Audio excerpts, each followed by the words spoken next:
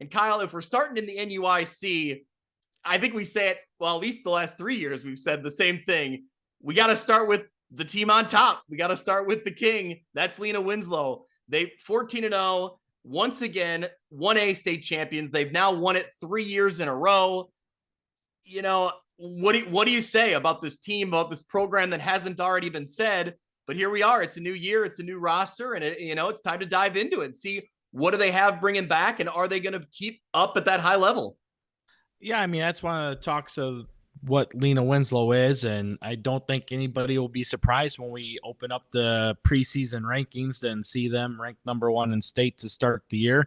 I think at this point in time, they're kind of expected to be there as well, coming back after winning their third consecutive state title. And of course, you got a lot of people out there that are heavily favoring them again for another run for a state championship, regardless of what Coach Aaron may be saying about them. You know, he's very great at deflecting information off.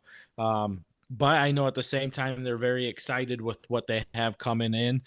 Unfortunately, unlike years past, they do have a lot of holes that they do need to fill this year, where we're used to seeing them have few holes to fill and able to continue to complement that with other returners. And this year they're going to rely heavily on Gage Dunker. Yeah, Gage Dunker, definitely a name that was on my list, along with Nick Tippett at running back. Dunker will also be on the defensive side of the ball as an outside linebacker. Odin Strabanow at defensive line, Tanner Kemple, defensive lineman as well. Two names to watch out for. I got to give a shout out to Coach Aaron. He was the very first coach to respond to our preseason form. He had it in right away.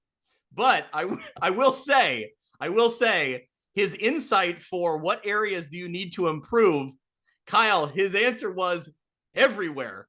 Every area they need to improve. If they're 14-0 and three-time defending state champions and they need to improve everywhere, what does the rest of the league need to do?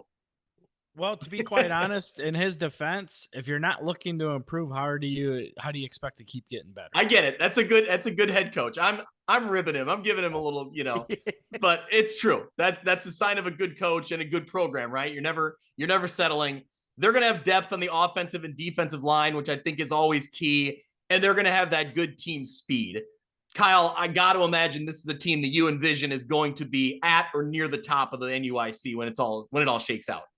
Absolutely. I mean, right now, just looking through their schedule, that they open up relatively easily with West Carroll. Then they kind of run into Fulton, Stockton, and Dakota before they head down week 5 to Decatur to play St. Teresa. So, I mean, in years past, this tends to prove to be a very easy opening few weeks here for Lena Winslow to really allow them to get the train rolling, so to speak, to play Panther football of what we've become accustomed to see over the past 13 14 years now.